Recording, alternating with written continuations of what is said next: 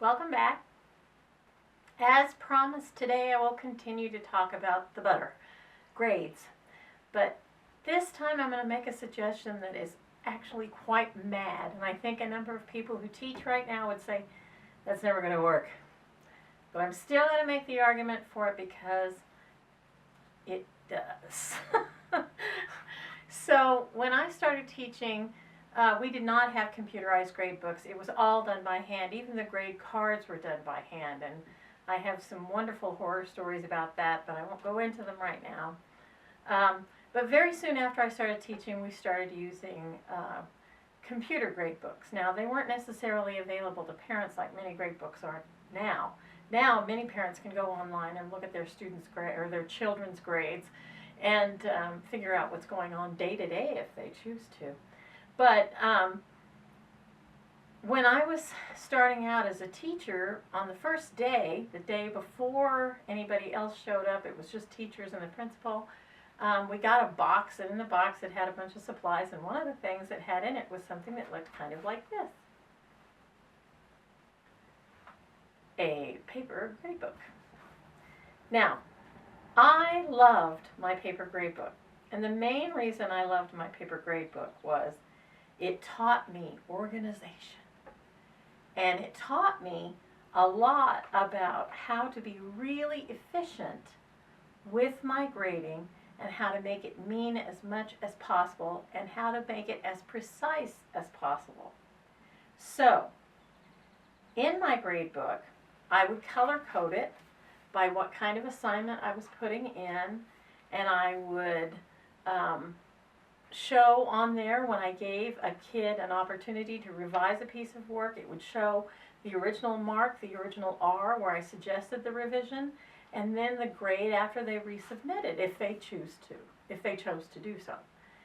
So for me, when I started out, the paper grade book was an incredible educational tool. It made me become very organized about how I did things, and it was a precious object. We would have the law when I first started teaching, and I don't know if this is the law anymore or not, but the law when I first started teaching in public school was we had to have a fire drill once a week for the first month, and then once a month for the rest of the semester. So when you had a fire drill, one of your responsibilities was to call roll as soon as you got outside to make sure, you didn't leave any kid behind to burn.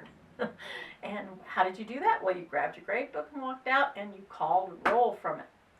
You didn't need any kind of electronic device. And the strict reality is that grades can change in an electronic grade book, and though it's rare, they can be subject to alteration from other forces.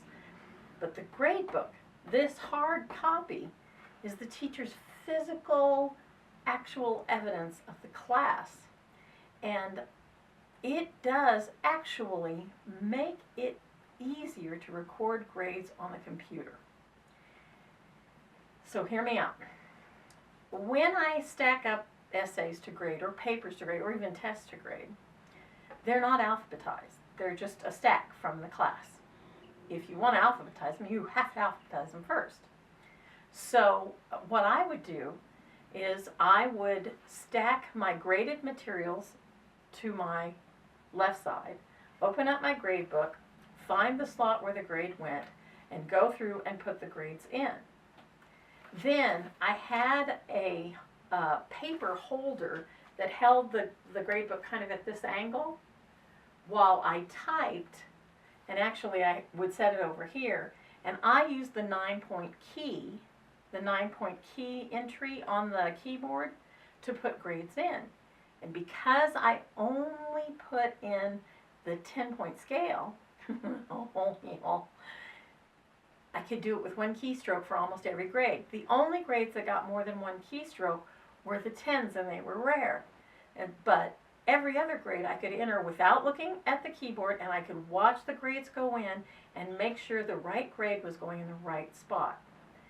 It sounds like it's more work, but it actually turned it out to be faster, because lining up the grades exactly as they appear both in the computer grade book and on the paper grade book meant I could key in the grades much more quickly.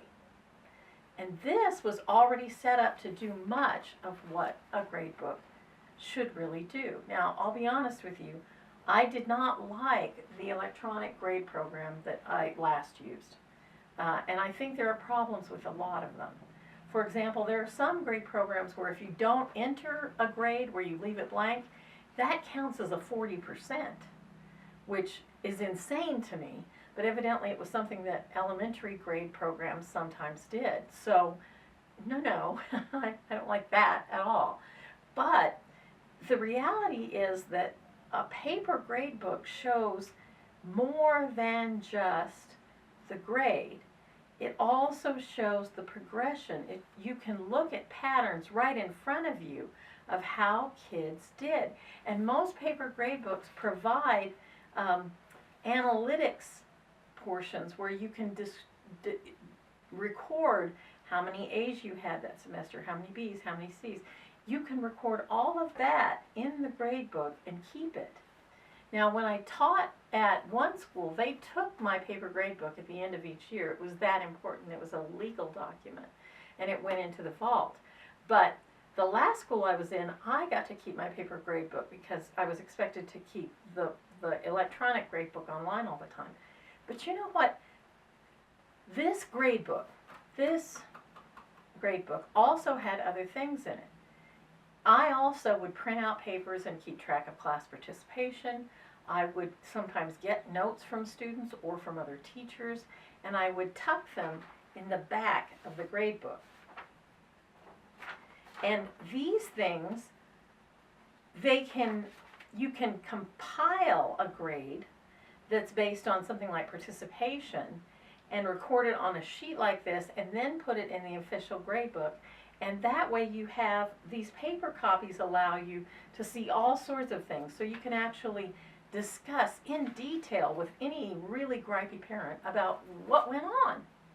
And it's like a journal. And a journal is so powerful. And with that, I want to do one more thing in reference to this idea of a hard copy of a grade book. I think all teachers should keep a journal of days that have been difficult. Teachers need to have a record of things they experienced, and that journal is a way of keeping track of things that you may need to know in the future. We all know that there are instances that happen in teaching that become legally significant. Keeping a journal of your experiences, it can be short and you don't have to keep it every day.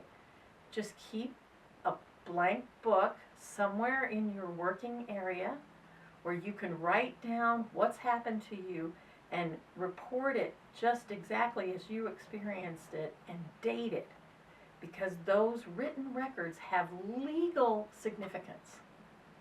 And that kind of hard copy is actually more resistant to destruction and tampering than any electronic copy. Electronic things can live forever, but they can also be destroyed by outside forces. It's much harder to destroy the grade book. Well, there it is, my advice for the day. Get yourself a paper grade book. Encourage yourself. I promise you, in the end, if you learn to use it well, it will save you that precious commodity time, and it will save you a lot of headaches in the future. I hope you have a glorious day, you gorgeous people. And I hope I see you tomorrow.